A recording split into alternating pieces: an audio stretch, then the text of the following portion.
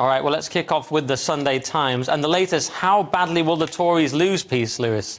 Yeah, well, it's good news because the Tories are going to lose bad. Well, it's good news for somebody. I don't know. It's not good news for the Tories. It might be good news for the Tories, but anyway. So here's the news. The news is Tories may be left with fewer than 98 MP, but fewer than 100 MPs. They come up with 98, and they polled only 15,000 voters, which is, they did something amazing. This is this new polling system. Did you read about this thing? Yeah. It's called MRP, which is multi-level regression and post-stratification polling technique, where they poll one guy and they ask him how many are going to be left.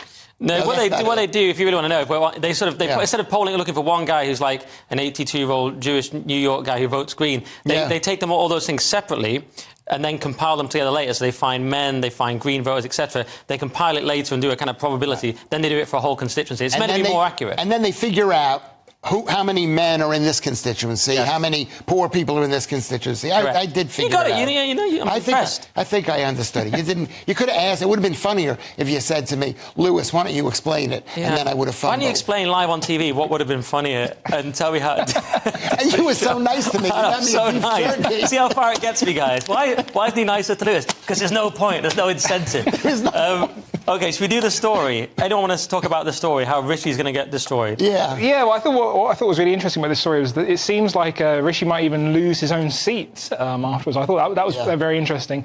I don't know. I think, as you said, Nick, I'm sort of getting a bit of fatigue when it comes to hearing about the Tories losing. I think we kind of know where the polls are going to go.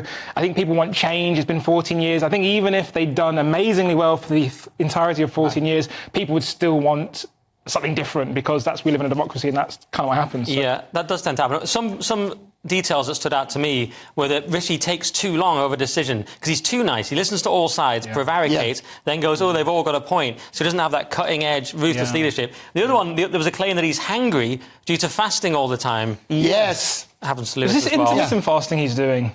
Well, it's intermittent every year, once a year. It goes for 4. Was that a joke? Yeah, it's a funny remark. Yeah, it's a point. And the thing is that it's going to be a bloodbath, which means something different in this country than I guess it does in America. but at the end of the day, the Tories are screwed. And you were right. The problem with the political system is that a party can stay in power for far too long, have far too much power while they're in power. Yeah. There's no kind of checks and balances going on. And then once they're in for so long, people are just so sick of them, they just get thrown out. Yeah, and they've even admitted in this article it's not about winning anymore. It's about minimising the number of seats they lose. Yeah. Why would you vote for that? Because we don't care about their salaries. So it's a losing strategy.